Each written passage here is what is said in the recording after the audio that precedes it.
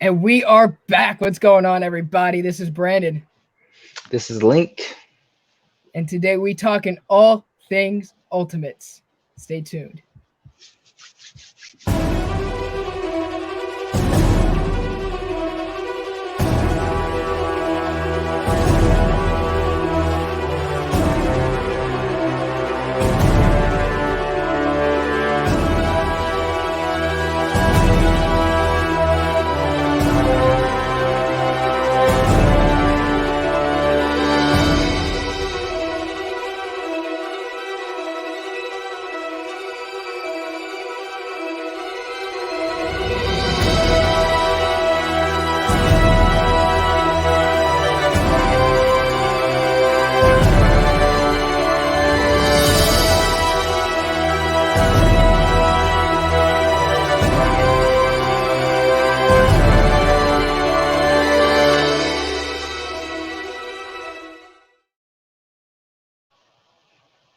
Damn, I Yo, missed that intro. I've not heard that in a minute. Quite a I minute. know it's been a whole year. Steph, my brother, how are you feeling today? I'm good, man. I can't believe it's been a year. We were talking about this backstage just a minute ago. I was like, when's the last time we did a show? You're like, a year. I was like, no way. But how Yeah, time no. flies. How time flies. You know what's new in the world, guys. I've been selling cars for a year now, a year and a few months. So now that that's kind of settled Nice. down, we're in a groove there. We can be here. We can get this back going again. And I remember the last That's thing what I we like to hear. talked about was the Ultimates. We were talking about Ultimates a lot on Archives, so it only makes sense that we're going to be talking about the Ultimates again today, but we're not going to be doing a big deep dive into the book. We're just going to be talking a lot about what Jonathan Hickman did and seeing how that ties in to Ultimate Invasion #1 that came out in local comic shops on this past Wednesday. So make Yes, sure you sir. guys definitely check out that issue and listen into everything that Jonathan Hickman has done prior because a lot of cool things that you guys should be checking out. Isn't that right, Link? I certainly agree. Hickman is, I think, one of everyone's favorite writers, but he's definitely someone I hold near and dear to my heart. Um, I remember when this run on Ultimates was coming out, I kind of taken a break from being a weekly warrior at the time, that from like 2011 until 2015. But Hickman's Ultimates and of course Smiles, Bendis Smiles, with Pacelli, was were the some of the few runs I collected in floppies. You know, I made sure to get those, even if I couldn't get everything or have a pull list. I made sure to get those comic books month to month. So yeah, Hickman's a big deal to me, man. I'm Honestly, it's excited. like it's kind of crazy because whenever people look at why the MCU is so successful, it's because they drew on the personalities that were recreated in the Ultimate Universe. So everybody at home who is sitting there saying, "I don't know what book to read. I don't know what book to read. I'm new to comics." You can start with the Ultimate Universe. It is going to be the most familiar interpretation for you guys. And you Yeah, definitely had not only Hickman as an architect in it. You had, as you said, Brian Michael Bendis. You had Mark Millar, and these Warren writers in Ellis did quite a few things. Warren You know, Ellis, and all of these writers in their prime and pioneers of the past like 20 years of comics in general. So absolutely. definitely make sure you guys check that out. And again, like it's so familiar for the Ultimate Universe. So even if you're looking at what you're reading today and you're saying, I don't know if this is for me, or I have so much stuff, what am I going to read next?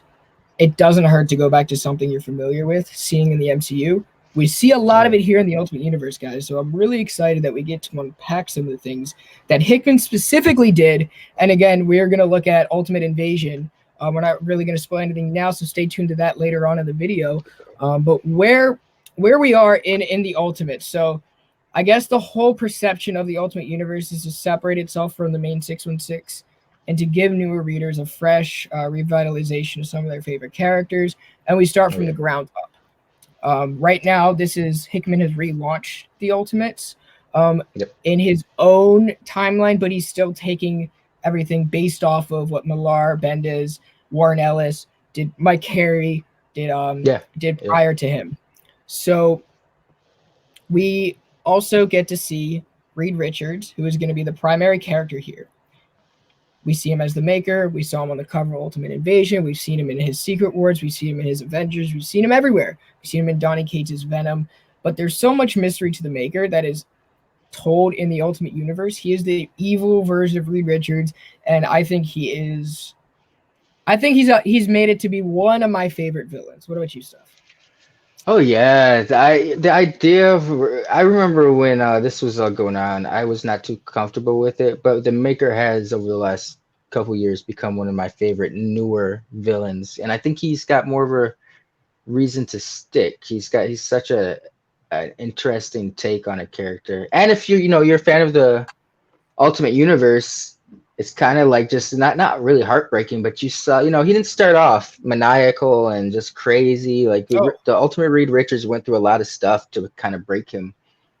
And it's just like you look at the Maker and all this stuff he's done now, and you see how he started in the Ultimate Fantastic Four, and it's just like, man, that sucks. What a tragic character art, He was yeah, but I'm kind of rooting set for up him as the for. Maker sometimes. I don't I know just about like you, to but see like him pull during it. during the He's Ultimates, like flexing during those. even Secret Wars, I'm kind of rooting for him. You know what I'm saying? Brains over Oh brawn. yeah. Oh yeah, no, yeah, he makes some valid points. So yeah, the Maker is it's a cool concept because I guess the breadcrumbs of this or the DNA was laid out in the Fantastic Four run of Hickman's, where we won't get too much into that, but the whole council of Reeds and there's other Reeds out there that had different motivations than him, or it was just at the time, I'm sure Reed has met many different versions of themselves over since his inception in Fantastic Four. But with Hickman stuff, it was very cool just that he was focusing on, how Reed could still have his intelligence. Well, I mean, everyone's done it. But long story short, the DNA, I feel, or he was inspired to create the Maker based off his Fantastic Four stuff. So it's cool to see those evolutions or like themes he'll take from certain books and execute in others. Right. Like And the Maker's costume in Professor X, Hox Pox. They look very yep, similar, but they both look dope. they look very similar. And guess what? When you take off the masks, they kind of look the same sometimes. I mean, if Charles Xavier had hair, they would look the exact same. You know what I'm saying? But also, it's like I feel like Hickman has like whenever he's injured, whenever his but either was Professor X or if it was the Maker take off their helmet, it's like their face is the most cynically thing. It doesn't matter the scene. It's It's like very stern, you have to zoom in it. They have to be dead serious when they take off the mask. They can never. but they're dope like designs. I do no, enjoy they're them. so dope. And what's really cool about the Maker to me is not he's the smartest person, not only in this universe, but in the next universe and in every universe. Reed Richards is the smartest person. He is smarter than Doctor Doom.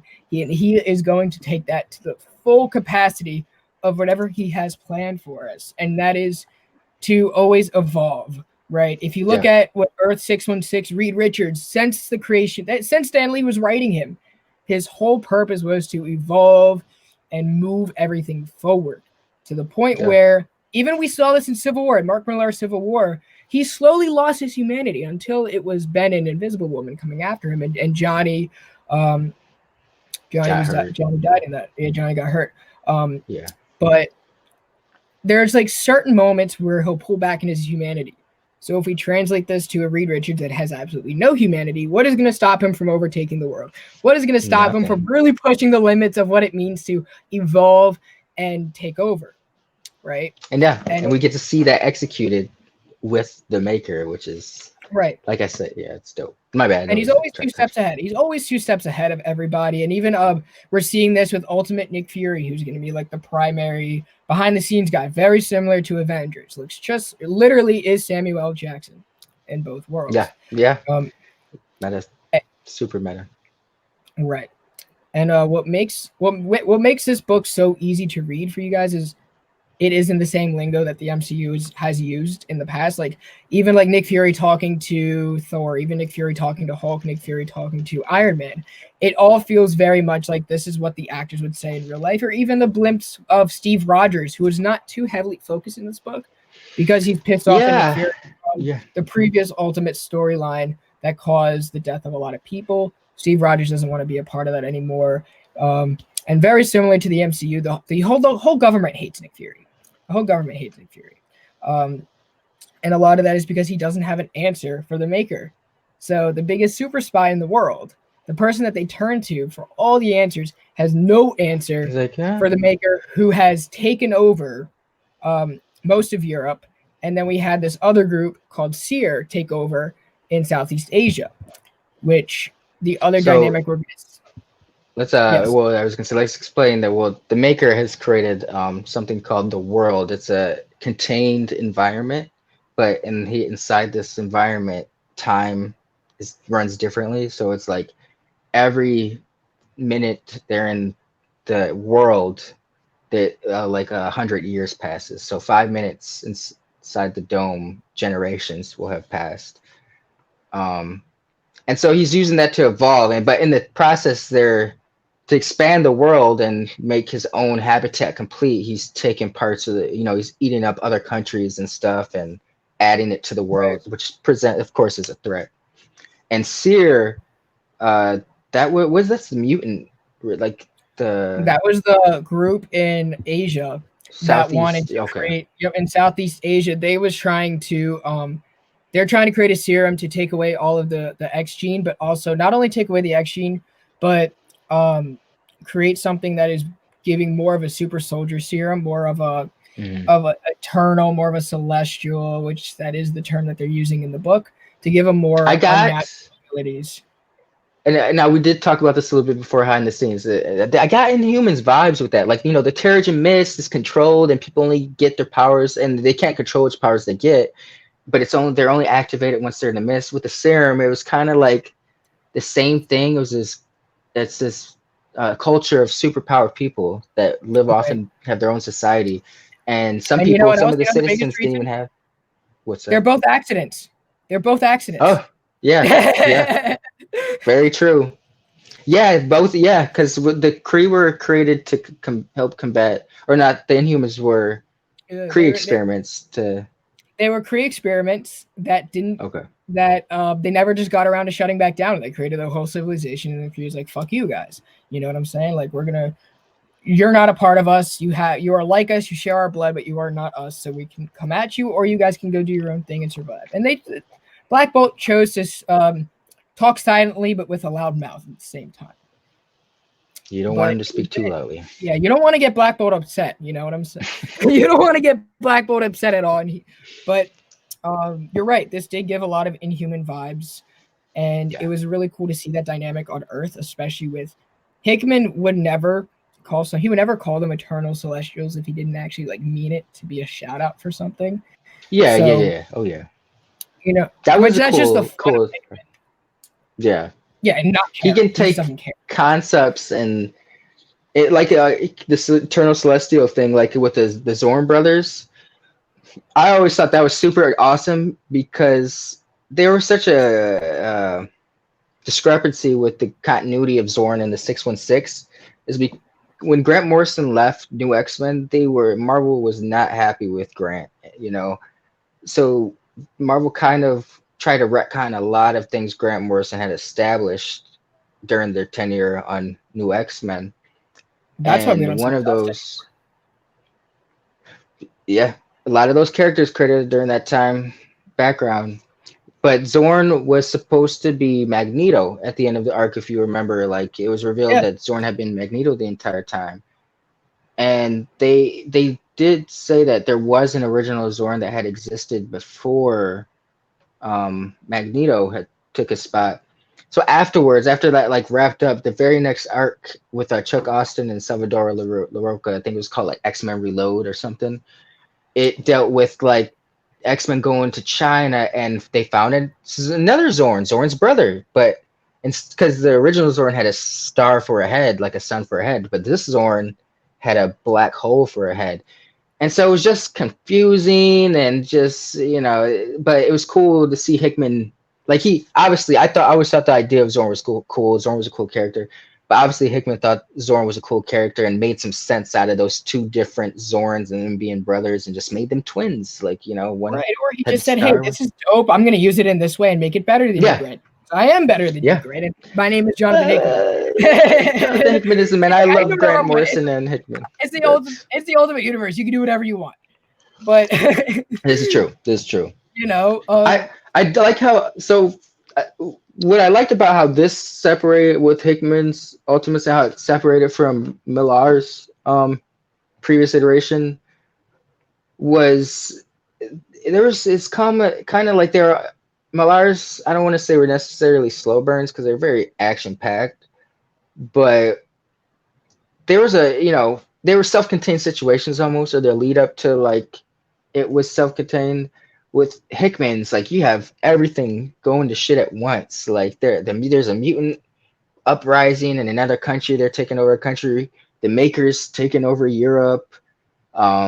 It just there's so much going on that it presented the because for years people had said like why are the Ultimates why is there no monthly Ultimates comic book? They're a team that should be have a monthly comic book, and Hickman answered that call and it was like he showed why there should be an Ultimate comic book monthly. Like you need a Right. team take care of these hazards.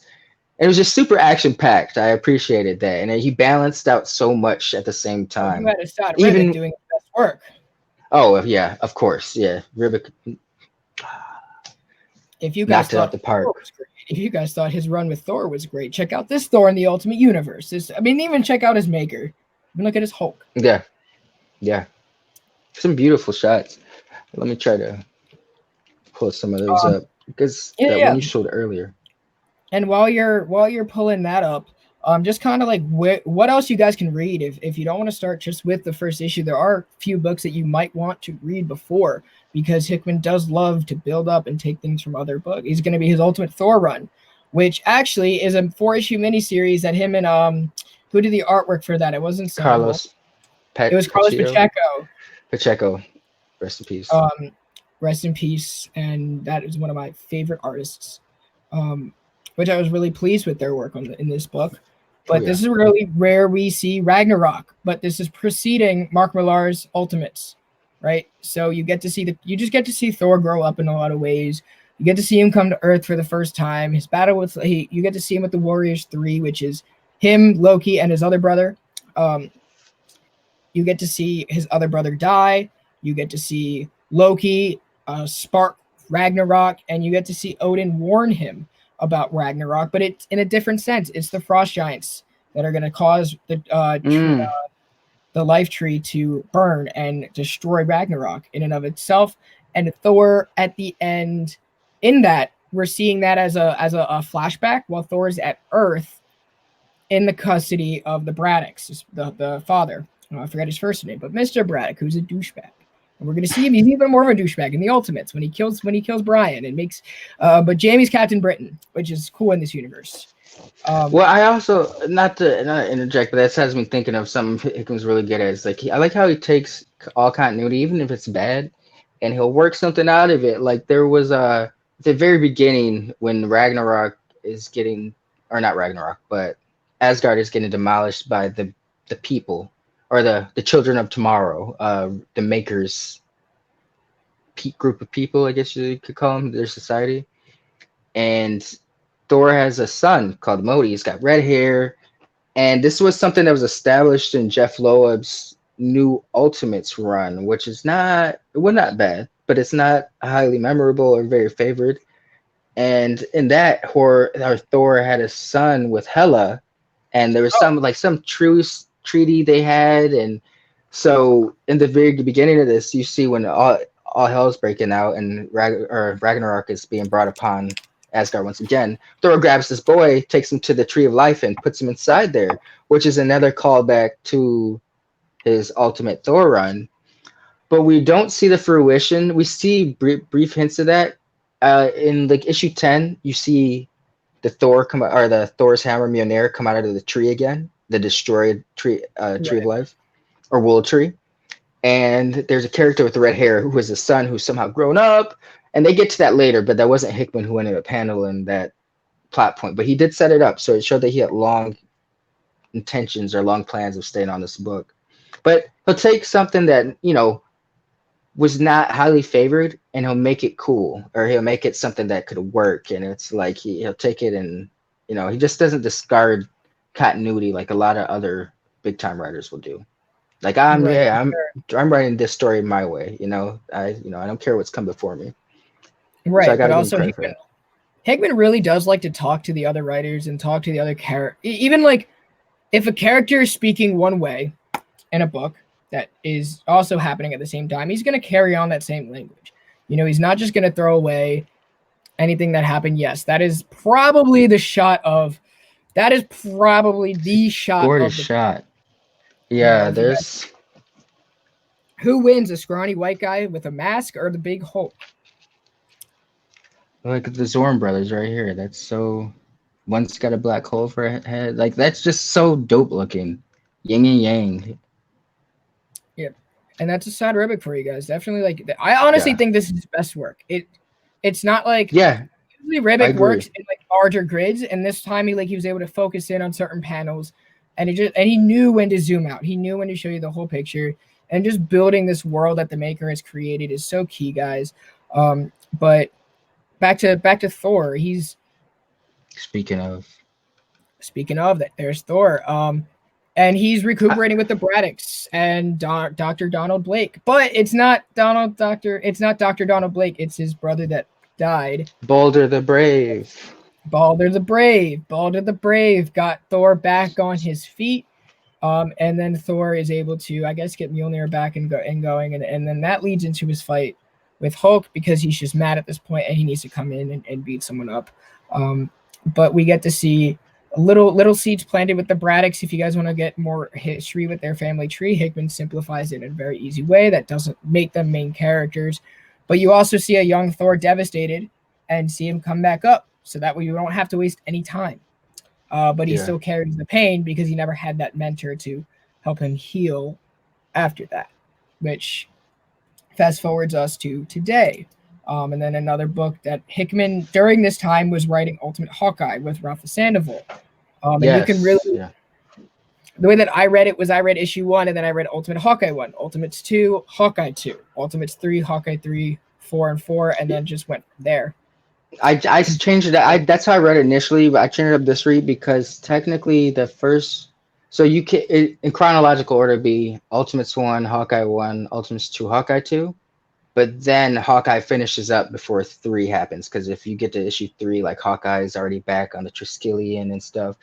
So it was a weird order, but that's just cool. Like because he did that with his. We didn't speak on it, I don't think so, but his ultimate Thor run tied into like the opening arc of the Ultimates in a way, and this one did that even more so, where it's kind of like it was going on at the same time, but it was a self-contained story, and it Right. tied into it. It definitely extrapolated. Like, is that the correct word on the events going on? Because they bring up the whole Seer stuff in like issue 6 or something of the Ultimates, Yeah. but if you hadn't read the Ultimate Hawkeye run, this is your first You're time not going hearing to about really it. know. So You're not going to really know what's exactly, going on with Seer. And yeah, Hawkeye is sent. Now, keep in mind, guys, a lot of the 616 Hawkeye that we know and love is very depressed, very broken, very scrawny, and very much like that point guard that never gets minutes and sits on the bench.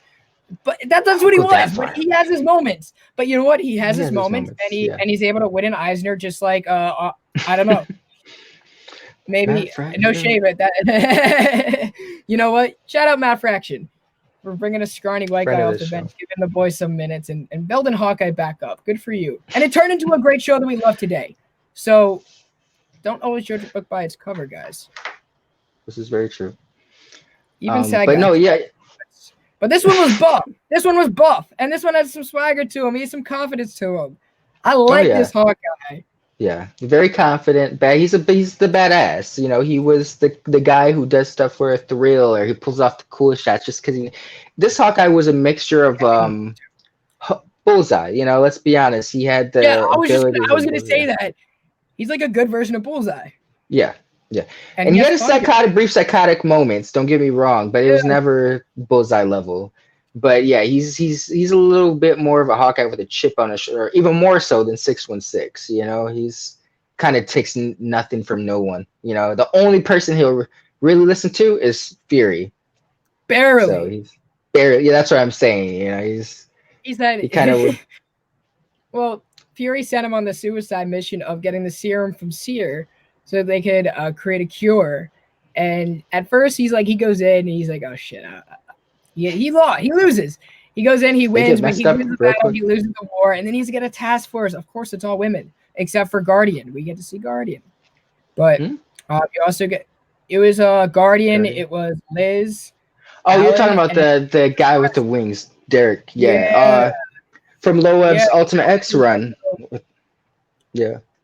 That was like his They task. my bad. Go on. Oh no, I was just saying like that's who he had to call upon.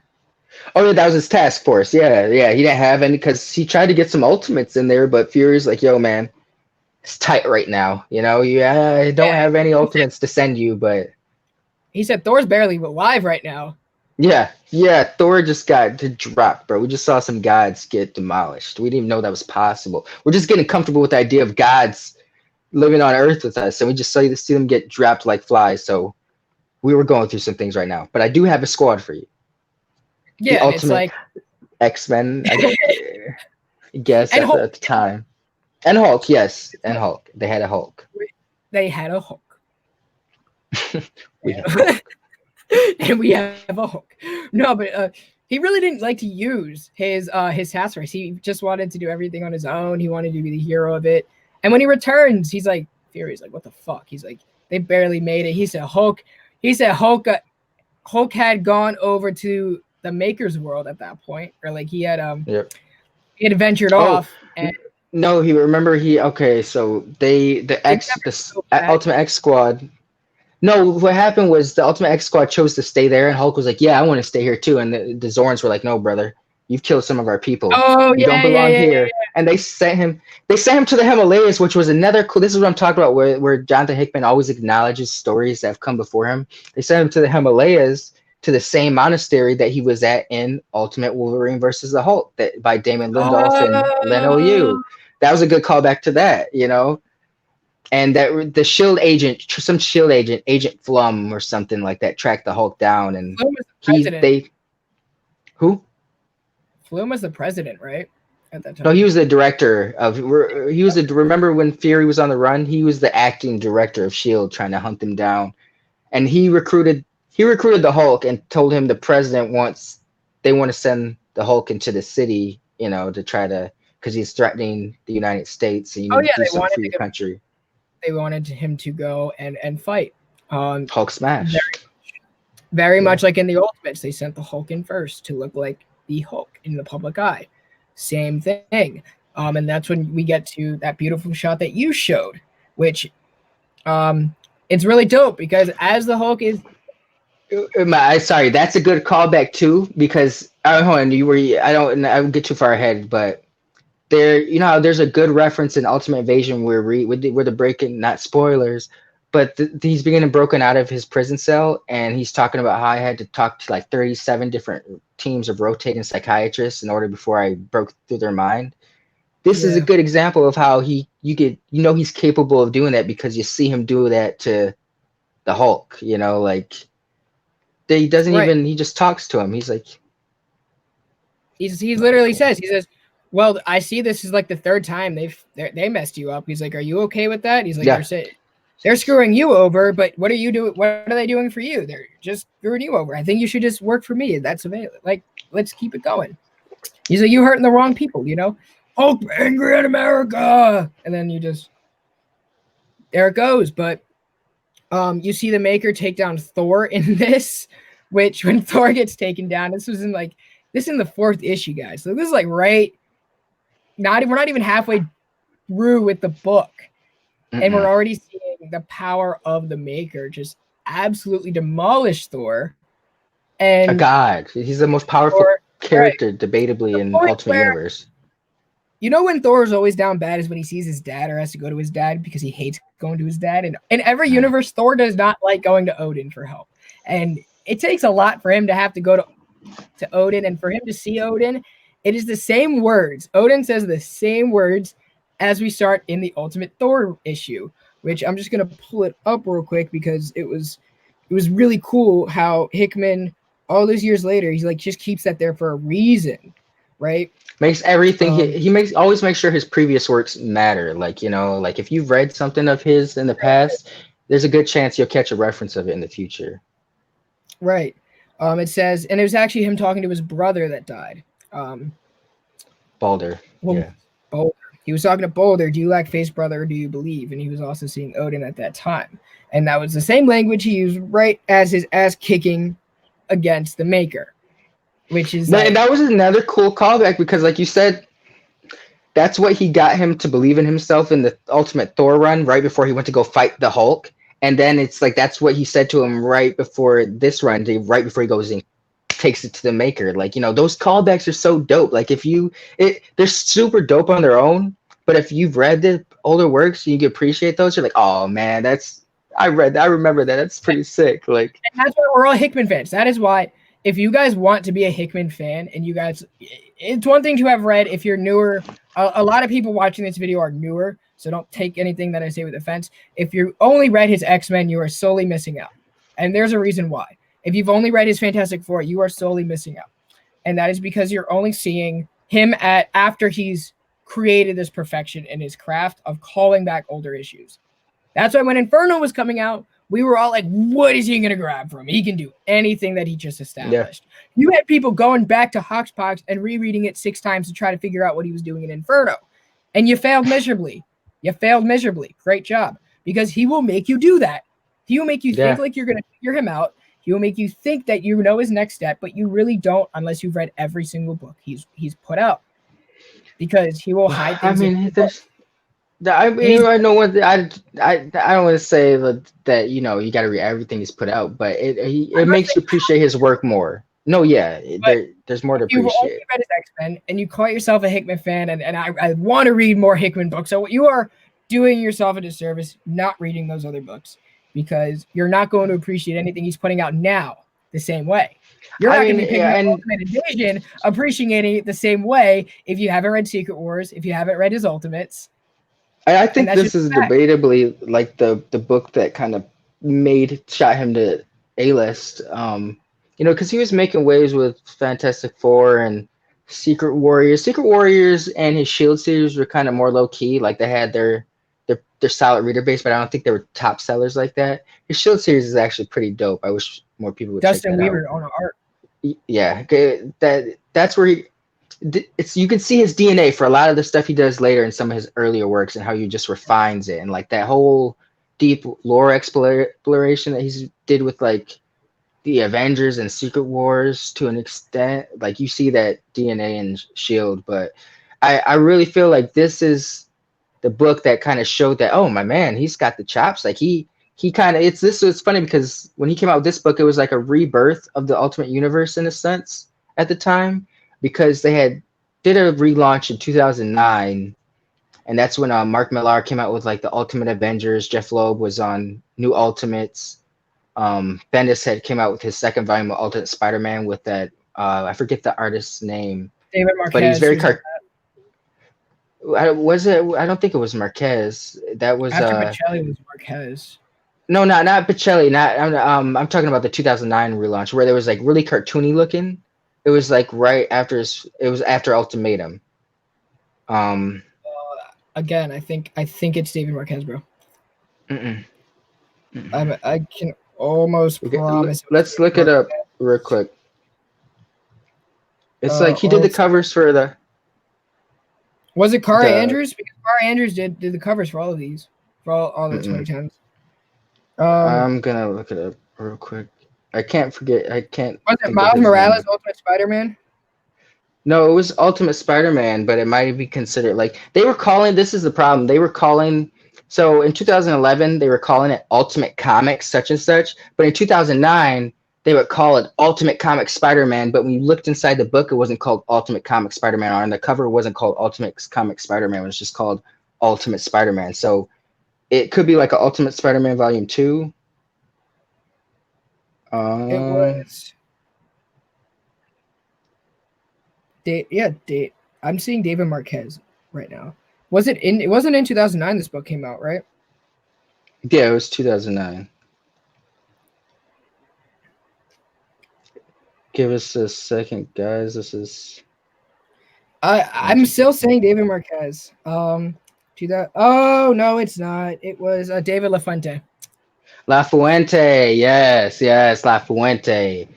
And Okay. around this time, this was like I a remember. soft relaunch of sorts. Like they had changed the banner from, like, how the original Ultimate Comics had like the side paneling, and the new Ultimate Comics had a banner going across that just said Ultimate. And so they were trying to relaunch it, but it never quite gained any traction, and they didn't pick up any This momentum. So I forgot about yes, this. I actually really Honestly, like liked that run. really, because I think of all the Ultimate Spider-Man books, this is the one I think everyone forgets about. They do forget about it, but there's some, maybe because the art was such a drastic change from coming off of Mark Bagley. Like, they're very different styles, I but mean, I it looks like think it Robert was. Pattinson. This literally looks like watercolor Robert Pattinson. That's what this is. Like this Go is through some of literally that though. There's some good work in there. It was really fun, and it was kind of, it was fun because he was kind of doing Spider-Man and His Amazing Friends in that arc, because well, the cartoon with Iceman and Firestar, but yeah. Okay. Johnny, Yeah. the Fantastic Four was disbanded, the X-Men were disbanded, so Johnny and Bobby Drake, Johnny Storm and Bobby Drake had nowhere to go, so they were living with him and Aunt May. Gwen Stacy was living with them too, so it was like Parker had all his friends there. It was a cool little arc, man. And he was starting to get trained Oh, from the Ultimates, like Captain that's America, true. Tony Stark. Well, I mean, that's what I'm saying. Well, not I mean, he is younger, but we forget that, this was supposed to be a teenage Spider-Man book, and why not make him look even young? You want to get the point across that he is a young guy doing the superhero thing. I think put him in a classroom chair, and he's very much age appropriate. I mean, but it doesn't hurt to, it's a teen book. They were trying to, it was a different flavor. I applaud them for taking such a different, distinct direction. It's not trying to, it's still Ultimate Spider-Man, just presented it in a new light. So if you read the older stuff, there's still a lot there to appreciate, but they're trying to draw in a new audience. This was like 2009 going into 2010, so things were changing. But this only went on for 2 years, this soft relaunch, before they did the 2011 relaunch, which had Hickman on the Ultimates. He introduced Miles. He had his Miles series. Ultimate Hawkeye was one of the 4 launch titles, and Ultimate X-Men, which was not as good as those other 3 titles. But this was like, this one only lasted 2 years as well. Like, they ended around 2015, and I know they were running comics in between that, but there was never anything noteworthy, in my opinion, after Hickman left. And Bendis was keeping that ship afloat when Hickman left. And Hickman was only on here for 12 issues before he got Jed sent off to the Avengers, and he started his legendary work that led to Secret Wars, and Secret Wars led to Hoxpox. What's that? I was like, it's a continuation of the work he started in the Ultimates. Very Right. much like he's saying, you guys take it from here, play around with this world. I'm gonna be back to destroy it. Yeah, yeah. I would like to see Hickman come back and touch on the X-Men in some shape or form. I'm still I would betting be on down. it. I'm still betting on the confirmation. You know what, guys? Y'all haven't seen us in a year. I don't. I'm still saying the same thing. Much like, remember that one episode in Weekly Wrap Up when we were saying that, hey, this is the Ultimate Universe. And even when we were seeing bits and pieces of the Maker, still saying they're coming back. And look at us a year later. Look at us 2 years later. It's still there. Some point Yeah, being, I may have guys, to go through some older episodes to see, because I know we've talked about it in the back chats, but I remember we were talking about how, yeah, I'd like to see Hickman be the creator of the Ultimate Universe, and like Donny I Cates know and Al you said Ewing could come over. No, I'm not saying. I'm just saying. that. I don't know if we said it in the back chats or on a stream, but no, I'm just happy he's back. I like seeing Hickman in the sandbox. I almost felt like he had unfinished work, because he only got 12. He only got, he got 9 issues by himself, and then the last 3 issues, Sam Humphries. And I clearly can see I don't want to say drop off, but I can see the differences from the first 9 issues to the last 3. But, because he got rushed off to Avengers. Like, this guy's got to keep in mind that this Avengers that Hickman was doing was coming out shortly after the Avengers movies had just hit in theaters. So, this was they're trying to ride this wave of a new audience of people, like Avengers had just made $1 billion, and the box, Oh, that guys, that we're way gamble they long. paid off with the MCU. You said Brie Larson. They're relaunching. I didn't say Brie Yeah. Larson. No, yeah, yeah. It was a relaunch. Yeah, Marvel Now, and so it's just cool to see him back in the sandbox and see if there's. I'm curious to see if anything we saw touched upon in his Ultimates work, even though it shows spoilers in the Ultimate Invasion that Reed is kind of making his own new Ultimate Universe. I'm curious to see if certain elements bleed through, like the Seer or certain characters, like maybe Or if we this do might see be like the a first time. If you guys seen Secret Invasion, we might just use that term for whatever he's going to create now as a defense mechanism. I'm just what do you saying. mean? Did you see Secret Invasion? Yes. You know that term. What are they calling where Nick Fury was? They were calling it. Um,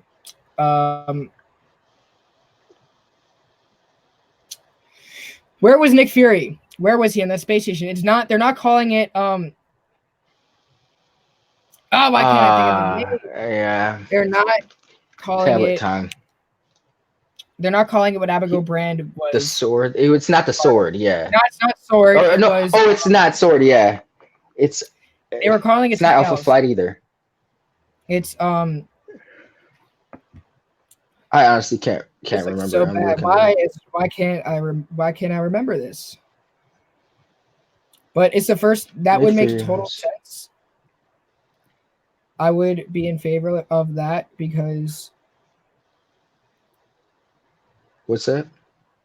I think it would make sense if that's like the defense mechanism. You know, he failed once, but now to protect him from other universes, he puts up a defense system Saber. called Saber. And Saber. you know why they're calling it Saber? It's because Joss Whedon created Sword and Joss Whedon got canceled. So now that's trying to step away from Aren't they trying anything to he's cancel associated Kang with. too? Aren't they trying to cancel Jonathan Majors too? I mean, that's the different, yeah. I mean, but that's different story. But I just find it interesting that because it's funny when I saw Saber, I was like Saber, like, and then a saber essentially just means sword. But that's the only reason I can think of as to why they're not going with sword. Did Jonathan Hickman? No, I don't think he. There's something called Sphere, and I think they're like the shield of time travel. I don't think Jonathan Hickman introduced that, But what's but really I know dope that's in out there. Ultimate Invasion is he's also calling on the Illuminati that was established in his Avengers run. New Avengers, yeah, yeah. That's what I'm saying. There's so much, and even the whole. I I haven't You know read what? Secret Wars in so long. Did him and the Maker have a confrontation? Reading the Maker have a confrontation in Secret Wars? I think it was mainly Doom in the Maker at one point because Okay. Doom had to be Okay. like buddy and rise above everything. But I'll have to go back and read it. It's been a year. Yeah, same here. Same here. We might be covering that next. Who knows? I'd be That down. might be our archives thing. But I think what's also like really cool about the way that this book ends is we see that everyone thinks he's dead from his universe, right? Meaning the person who loves him the most, which is Sue Storm, and the person that he loves the most more than anything in the world. And that is ultimately his defeat, which sucks. But He does she's mention a few times. He says, "I've got to try to break myself from these nostalgic or Earth like that. I've been in this world for 1,000 years and I'm still like nostalgic. Like that's a weakness of mine." right. Man, that ending. It was the ending. This is random note, but I just want to touch on it about Sam Humphries coming in at the last minute. This might be why I never like gave Sam Humphries a chance on his Uncanny X-Force. Though he does, Sam Humphries will have cool ideas. Like I did like the whole Phantom X being split into like three different entities. It got a little weird, but it was still cool because I love Phantom X. But just the ending of this Ultimates run, specifically issue 12, it wraps up so quickly, and I just can't help but feel like Hickman would have done it it deserved a more grandiose, more of a Yeah, it was like, all spectacle, right, and he's it gone. wrapped up. Yeah, yeah, Yeah, no, and I can't help but blame Humphreys for that, but it was still worth reading. first. But if you guys do want to learn how the Maker takes over the world, this is the book, and there's so many great moments in it. And you ultimately see the United States government react in a way that you would expect, in them sending every missile in the world at this guy and discarding the people who are trying to save it. And you have him turn the Hulk into his own pawn, and then and you see Fury having to make friends with the people he just sent Hawkeye in to destroy.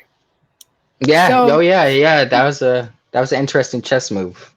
He's like, yo, I it know I was, swung at you guys, but I need your help. but chestnut checkers.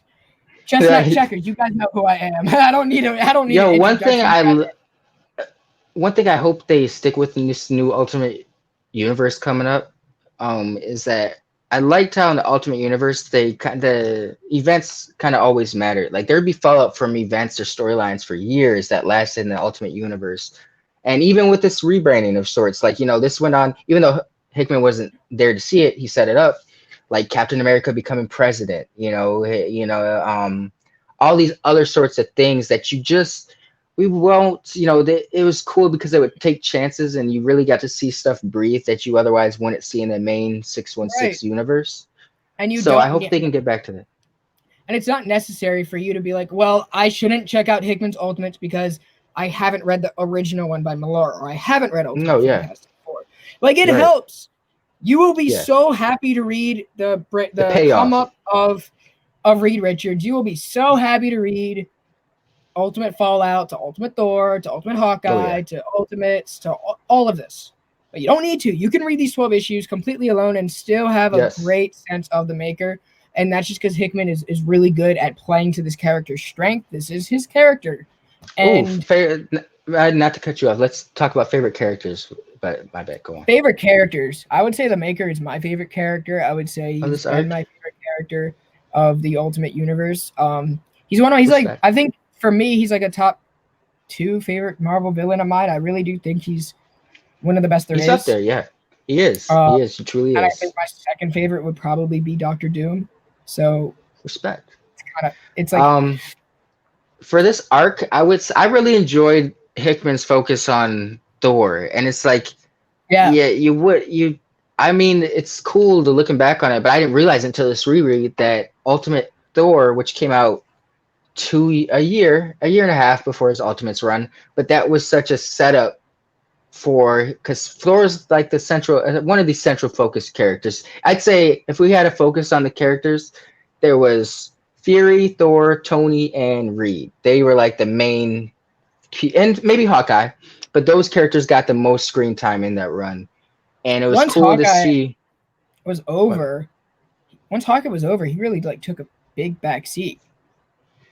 he did. He did. Maybe it's because he got a whole miniseries for himself that Hickman was like, all right, he can be the background guy. But I almost include the Hawkeye mini as part of that Yeah. first 12 issues of Ultimates. But yeah, I really appreciated how, because the whole, like, this was such a saving grace because the Ultimate Universe was supposed to be a more realistic take on the Marvel Universe, or like things made a little bit more sense is for the explanation as to how things operate in Ultimate Universe. Right. And by the time that Hickman got to the Ultimate Universe, that was kind of all thrown out the window. Like Ultimatum had happened, Jeff Loeb came in, and if you notice at the beginning of this run, like people during Millar's run, people were questioning if Thor was real. Though in Ultimates 2, Millar did establish at the end that Thor was actually a god, like gods existed. But it was handled. It was very at the end. It was at the very end of that. But you always expected them to handle that with a more realistic approach, and other writers didn't. And Jeff Loeb certainly didn't. He kind of cashed down on the does die you wield the hammer of and Ultimate Thor never talked like that. He talked a little different, but he didn't talk like classic Odin speak Thor that we're so used to in 616.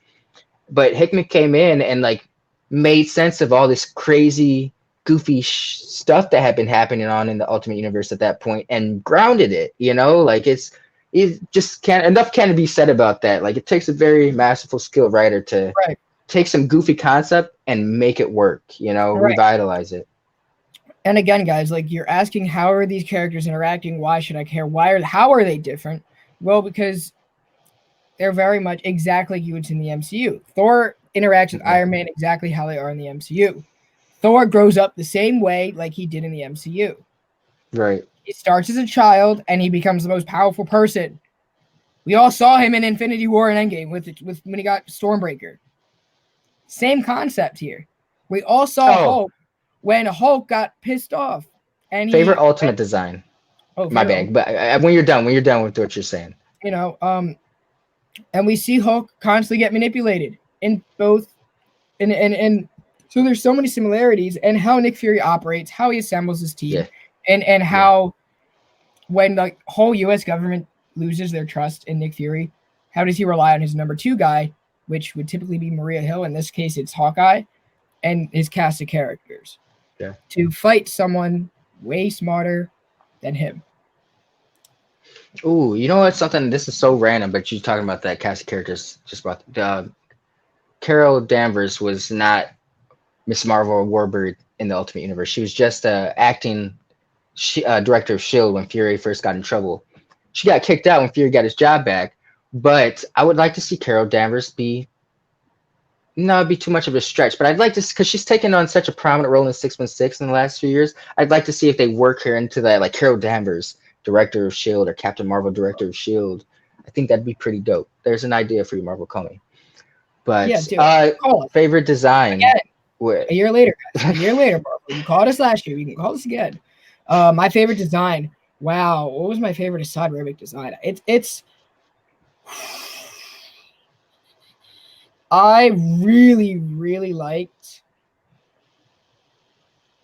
I really liked how I like the whole concept of the world that the maker made. I just Yeah. liked how that you just once you stepped in, you were just capsulated by it, and you knew you were in a different location. You knew you were evolved, um, and it was You just just reminded me of this another reason why Hickman is so great. Him taking different ideas and amalgamating them. The world was some set up by Grant Morrison and their new X-Men run, right? And but then the Children of Tomorrow, I think they're called the Children of the Vault in the 616. But Mike Carey set that up with the whole team of the idea of humans being in some time chamber. So it's like they evolve. They're not mutants, but they evolve to have powers. You right. know, both great runs of X-Men, and he took a little bit. He took the Children of the Vault. He took the world, blended them together, and And Hickman's it's great dope. at stuff like that. Yeah, And it's dope. yeah, it's cool as hell. But I I've would ultimate. My bad. I would definitely say like the design of the world. If not, I love the maker's costume, and Go one. Go one. yeah, part of me also wants to say I like Hulk in it. I actually Hulk is do. dope. Yeah, yeah. And man, Hickman, you masterful genius. I was just gonna go on another rant about him taking other stuff and making it greater. But I would say my favorite design was Ultimate Thor. I've always liked Ultimate Thor's I knew you were design. gonna say that. I knew you It's were gonna so say dope, just the emblems and they light up and just I love Ultimate Millionaire, bro. Like that is such a sweet design. I wish they would adapt that. I'm not gonna lie, I was a little disappointed to see Thor in the Ultimate Invasion cover they showed, or the Ultimate Universe cover they showed. They show Cap, Iron Man, and Thor and a few silhouettes, but Thor's got like regular Mjolnir, and I'm like, bruh, Ultimate Mjolnir is such a dope design. Don't sleep on it. no, But that's a fact. that's minor nitpick. I mean, But there's oh so my much bad. I finishes. real quick on the Ultimate Thor thing. I liked it in this one in particular is because Thor got kind of he was if you start the book, he looks like regular Thor. Like he's got classic Thor costume garb on for the most part. It's more of a cut off tank top. But the stylish battle plate armor he had in like Millar's run is kind of gone. But when he loses his powers, Tony creates a new power harness for him and stuff. He gives him a new power suit that looks more like his old Ultimate suit, but it had like more armor on the arms. But it was just cool. Like Hickman was taking it back to a distinct look that people appreciated, and it was in story changes to why Thor's look changed. So I respect that so much. Ultimate Thor. Right. I I really do think that this book, what this means for where we are today. I know we just ranted for about an hour about what's so great about the Ultimate Universe. Well, the Ultimate Universe is dead, according to Secret Wars. And the only two people Very true. remaining are Miles Morales, not Spider-Gwen because she's from a different universe, different universe. But this is going to be primarily the Maker and Miles. So Yes. that's why in Ultimate Invasion, he's going after Miles first because he's like, don't you just want to team up with me and go back home? Let's go Make home, it bro. happen. Let's go. And I was like, I'm not so sure that's a good idea. But we see him get out from where he's being held, and we see the Illuminati come together. Reed Richards assembles them because he's not trying to figure out what his next move is. He's like, this guy's always going to stay ahead of us. But if we can just catch him at this end game and figure out what he's doing, not why he's doing it, but like Nip it in and try to nip timeline, it. Contain it, I guess. we're going to try to contain it because that might suck for us. Oh, yeah, it definitely will. Yeah. And he foreshadows that, saying like, this is the evil version of himself. He's smarter, right? This guy has nothing more to lose. No empathy card, bro.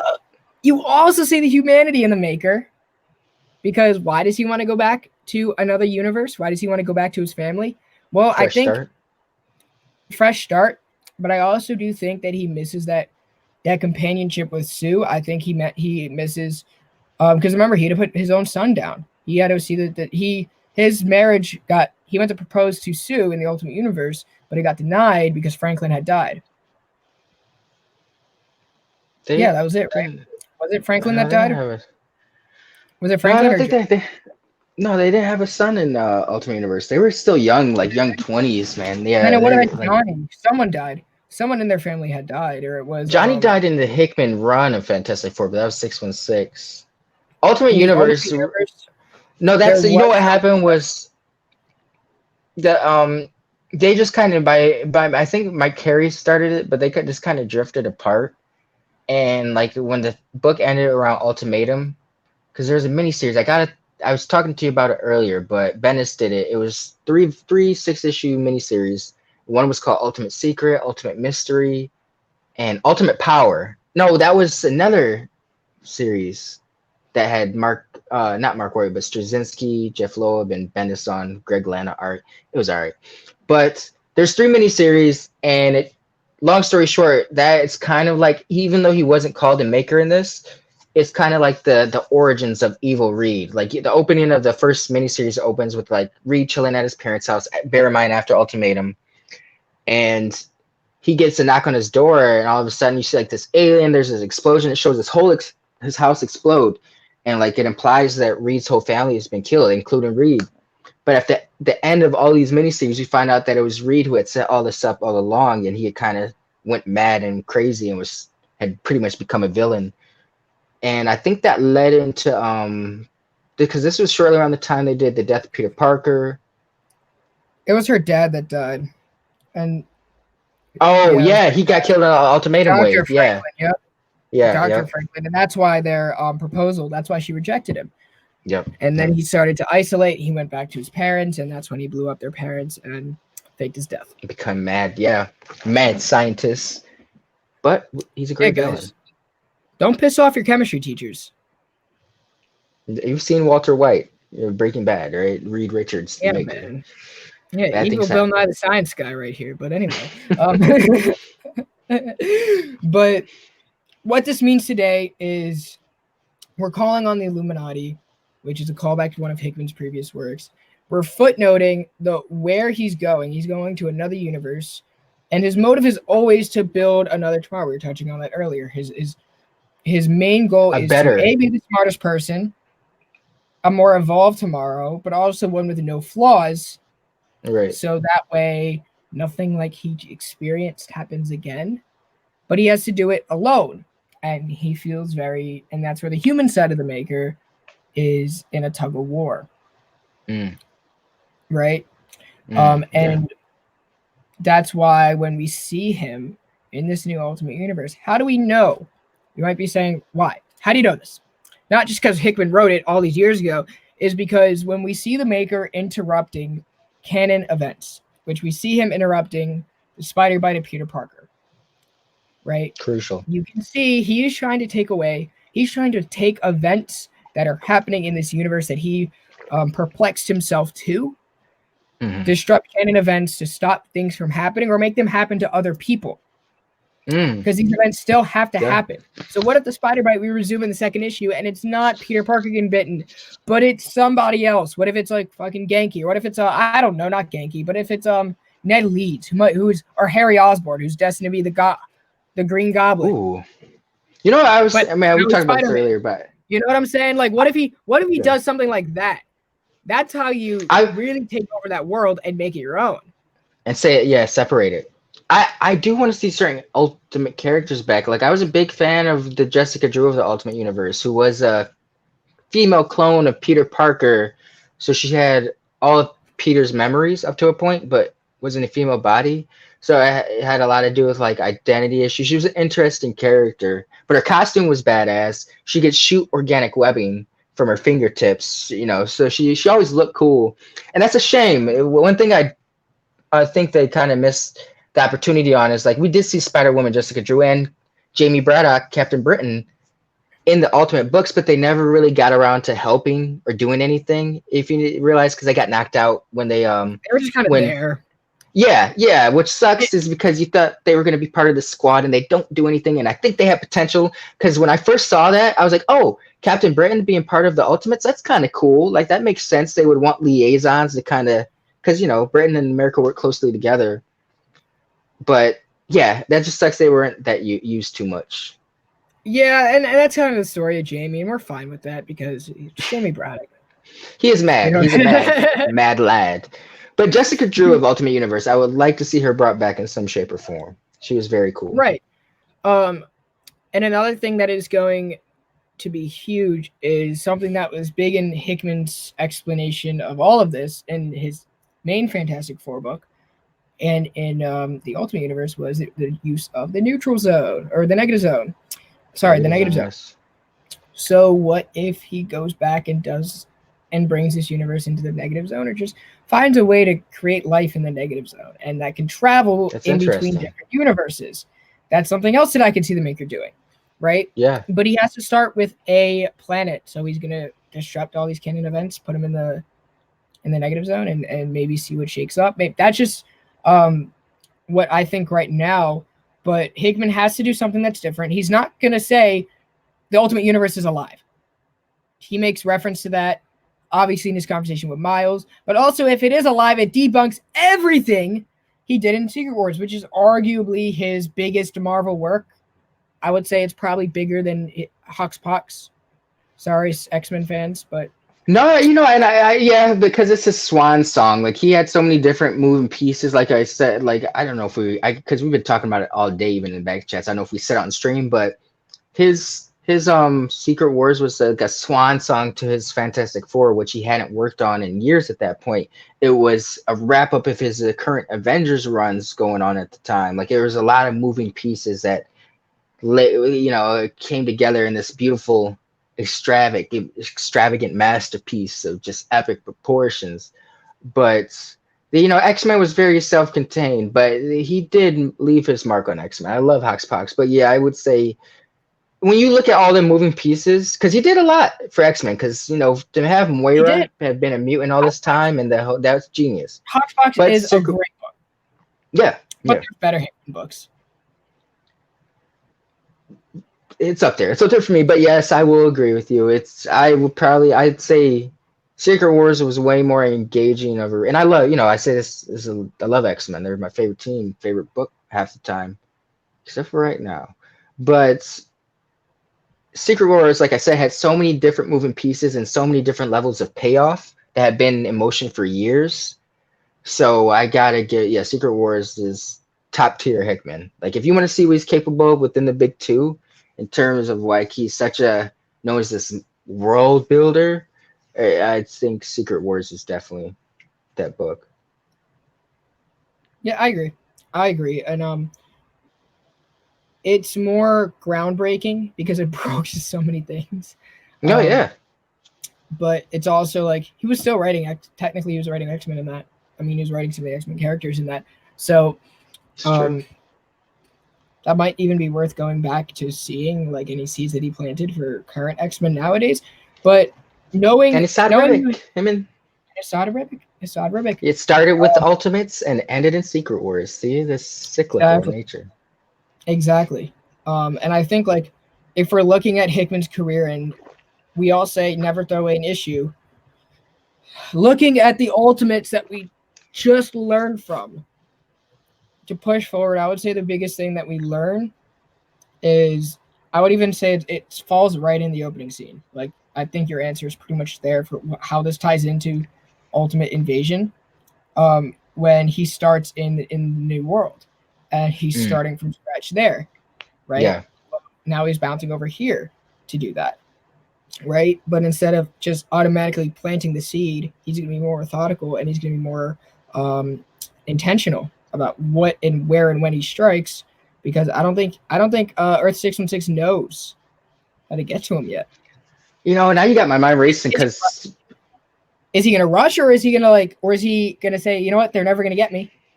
let I'm me the just let smart you person, breathe. Yeah. right? Let me build this world the way I want. So by the time they do figure it out, I'm all set up and I got my force with me. I'm set up. Got me There's already thinking been of it, like you said. No, yeah. See, which is interesting because there's a silhouette for a Spider-Man like character on the cover of Ultimate Universe that they haven't revealed, obvious for obvious reasons. But I'm curious to see if they're going to show, like, his next issue going to show that the Ultimate Universe is well established. Like we were just seeing the origins of it, and by the time Reed and the Illuminati find him, he's going to already, like you said, he's going to have let Sid. Everything's going to have evolved to a certain point. It'd be cool to see like certain iconic moments that readers will be able to pick up on from the original Ultimates run, and to see if Hickman presents them differently in Ultimate Invasion. Like instead of like Captain America kicking Ultimate Hulk in the nuts in the opening and the first arc of Ultimates, maybe it was like some other character that did something to distract the Hulk. Just because at the we saw the ending of Invasion, we see them slap the spider on Parker's neck, right? So it's Right. like that's a moment going back in time, but it was altered. I wonder if we'll see more key ultimate moments that were just altered and played out differently. Exciting times. Right. And I'm just What looking you over like there I'm, looking I'm up? just looking at Ultimate Invasion as he's waking up Miles and as he travels now. When he travels, it's like he's already figured out a way to do that, which he hasn't Right. previously. So that's added. I haven't seen him be able to travel like that before. Someone Right. correct me in Yeah. the comments. By the way, guys, like and comment. Yeah, how are you guys been? Let us know. Yes, Let us know. please. Um, we've seen him make a force field like around, not even something that Black Bolt can penetrate. Yeah. The whole Which Illuminati was unleashing on him, and they couldn't even penetrate. So he's right leveled up. now, Pulling up some. when Reed says, "I'll erase you from existence," right? I wish I could. He's like, interesting. I'll keep that in mind. I love that line, by the way. I had made a post about that, the ultimate, and I wanted it. That was one of my favorite moments. I could only include, and you can only have so many panels on the slide, so I had certain moments, had certain scenes, but that was one of the moments I had to cut, unfortunately. But I did love the delivery of that, like how, like you said, Ree was like, I'll keep that in mind, like because he's like, no, now okay, next time I see you, 616, it's on. I was trying to give you some sort of sympathy, and you threw it in my face. The sympathy, I was trying to level with you, and you kind of said you. So next time I see you, I'm I'll not. There keep is that. no sympathy. You would erase me from existence. Funny. What would I do to you?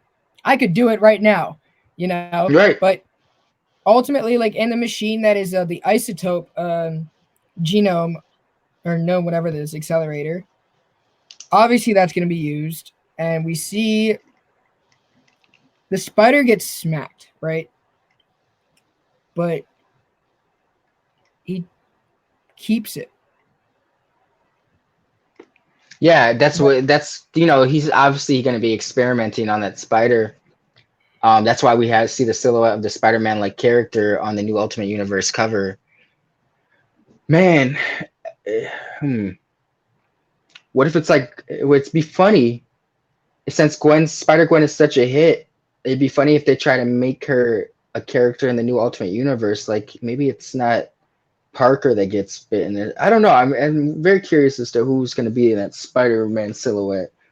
But His it'd be funny last if it line was Gwen.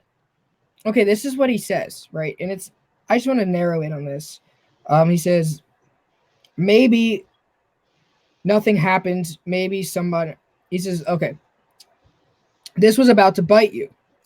Such a little thing, but size can be deceptive, can it? Who knows what kind of reaction you might have had if it bit you? We know. He knows, right? And he says Right. maybe nothing happens. Maybe something does. The only way to know for sure is that the little monster have its way with you. I, however, would have had to let it happen while I watched. And with Yeah. such power as insignificant in this instance as it seems, comes no small measure of responsibility. And That was a who cool really little. wants to live in a world where men like me stand by and do nothing? I Yeah, don't know. Which that's the whole point of his new world is he's going to be doing everything. He's right. going to And make what all was this he stuff just happen. doing when he was locked up? He was sitting by doing nothing. So Right. while we're playing this game of where's the maker, he's sitting here saying, we're not going to stand by. I'm not going to stand by. Who would want that? But also, what is something so small that can change the universe? Yeah. This might just Looking at. mean what are the smallest moments, and not just keep in mind Spider-Man was what 1963. What is the next thing that kicked off the Marvel universe that could be such a small thing? What if they never the Fantastic Four never leaves Earth? What if Doctor Doom never gets his powers? Yeah. Or what if all of these But events? they What if never he saves find the spider? Steve Rogers. Right. Or what if he saves the spider for something else? Which, like I said, I still think it's Harry Osborn or Norman That'd be Osborn. very I think. interesting.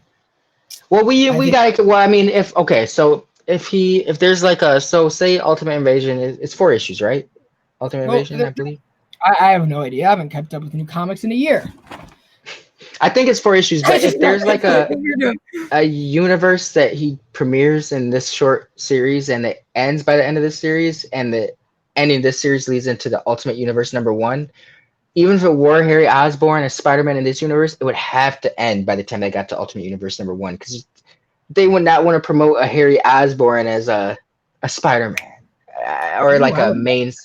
If they want the I would Ultimate do Universe it, to stick, you got to but have a also good selling point. I can't think of. well, here's the thing. It may not be Harry Osborn. It might be Norman Osborn, who's already merged with the Green Goblin at this point. Why? I'm going to ask you why.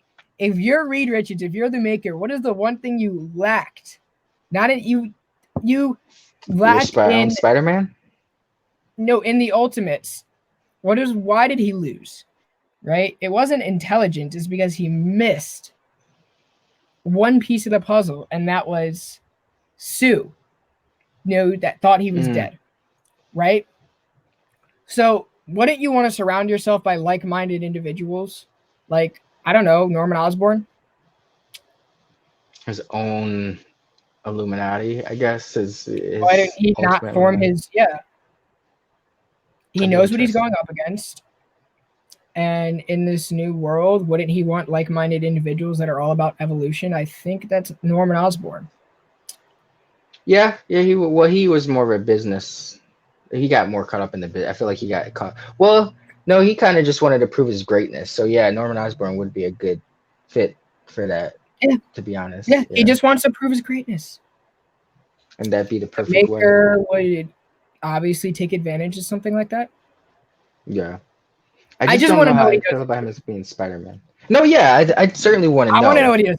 but I want to know yeah. what he does to like Victor Von Doom. Like, is this the first guy he kills? Um, does he need Doom? Does he use Doom for something? Right? I can now. I really have to go back and read Secret Wars because I cannot remember the interactions between the Maker and Doom or God Emperor Doom, whatever. But I'd like to see the Maker try to It'd almost be like some Sith stuff where he takes a new Doom under his tutelage, and they're like working together. A Reed and a Doom working together would be sick. Like that. I know. Man. Oh, that would literally be like Kobe and You gotta stop Shaq giving came out. ideas to Marvel. Like, Right? or we can. Yeah. That's like Kobe and Shaq right there. It is. You need to get it. They got those championships. A Reed and a Doom together And a would Victor get world Von Doom and a domination. Okay, so you have a Norman Hmm. Osborn controlling the United States, okay? Because we've seen him as director in Shield, right? We've seen him as director of Shield. He might just True. end up making the guy Yeah. president. You never know, right? We're just what ifing at this point. Victor Von Doom can take over the whole other part of the country. You have Namor still there, so he might be able to manipulate Namor into whatever the fuck, because Namor already has Atlantis. If we're already at Parker's spider bite, Norman is already, or not Norman, Namor is already a thing. So then, who's Now you got my mind wandering, bro. We might see another Sorcerer Supreme that he might have to interrupt and redo. That might be Loki. It might be. What if it's not even on the cover of Ultimate Universe? What if it's not even Tony Stark in the Iron Man suit? What if it's Norman Osborn? What if it's like not Captain America, Steve Rogers in the Captain America suit? It's John Walker on the and he just flips like a bunch of events, but like he caters it to characters that would keep, that would not overpower him. Like I don't see a Magneto working in this situation, because then that's just ego against ego, right? Yeah. I would see it more as people who would constructively, or who would submit themselves to the Maker, but also understand. I see Doom doing that though, especially if it's a Reed, and Doom's already got a hatred for the Reed. Or we'll just have to see how things play out, because this is not the average Ultimate Universe. But we don't even know what Ultimate Universe this is. We don't even know if they've even left for space yet. We don't know what's going on with there. Right. Like, and I'm curious to see if there's you think there's going to be another Reed in this universe? This new one that Maker's created? I think. Well, we might have to go back to the Count of the Reeds, because it might be a universe in which that count. Well, no, because he killed him. Oh, the Council of Reeds, the Maker. He might have taken out a good portion, if I remember something like that. But that's a thing where you could always explain. That's kind of like Kang. No matter how many times Kang gets defeated, his whole thing with time and the Council of Reeds being so smart, and you could always have some sort of Council of Reeds. But I do feel like I remember like the Maker destroyed them. But if we're the first ones to predict Hickman, more power to us. I'm not mad at that. I'm just happy Hickman is back, bro.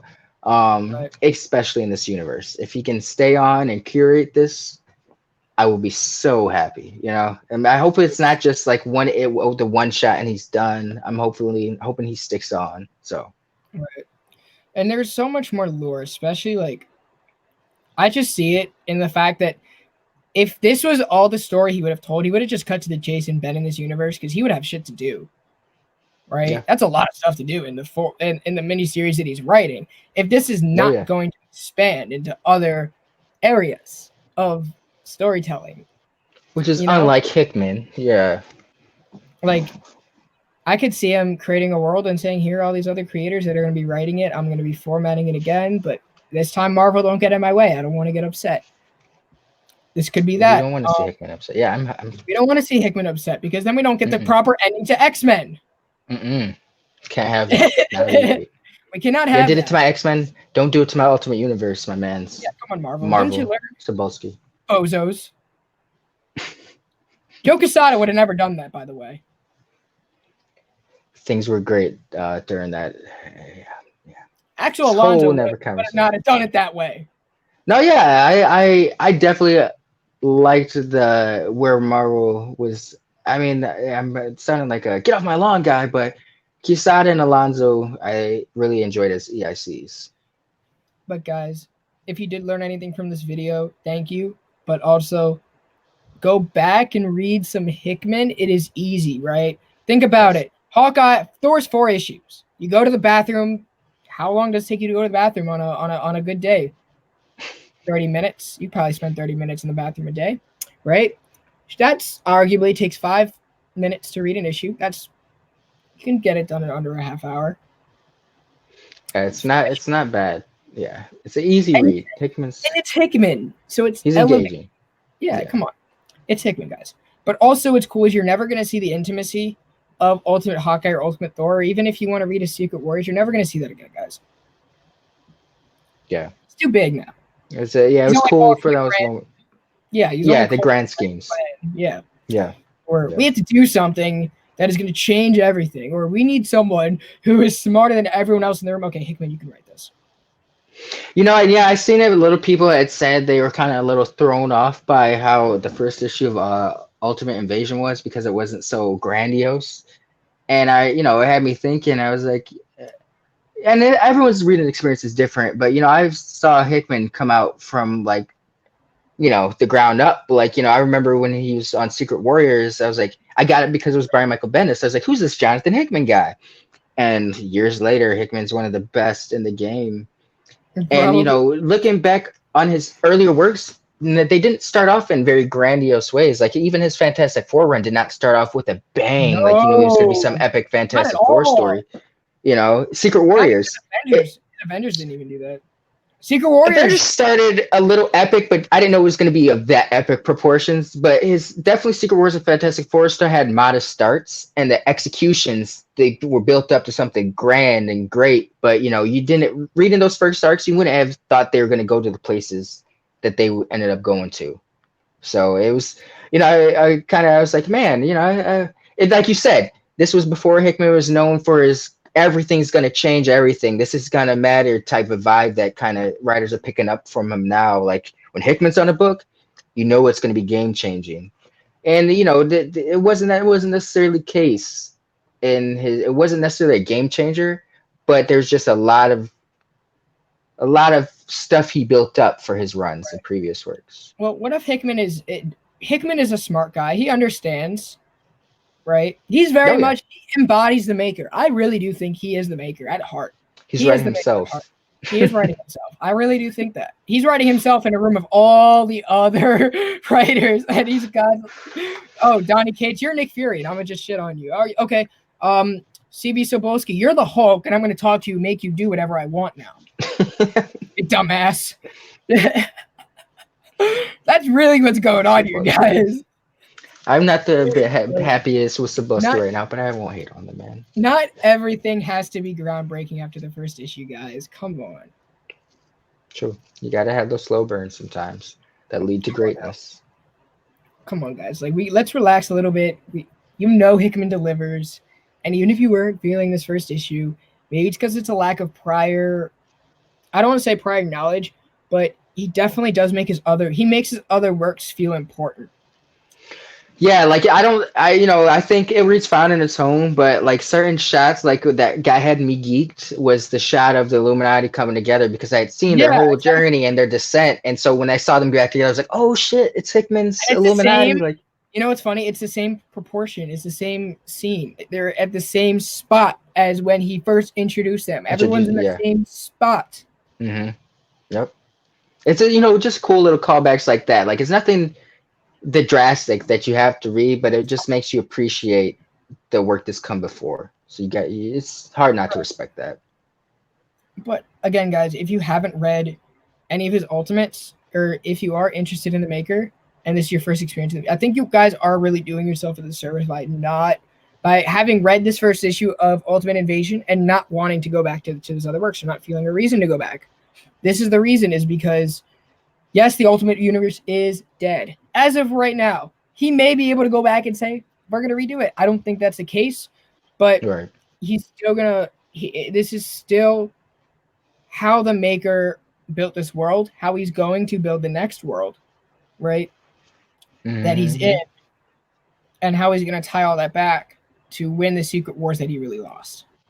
So Ultimates, he built his own world, but in this run, he's building his own universe. He's upped the ante. So the DNA's there.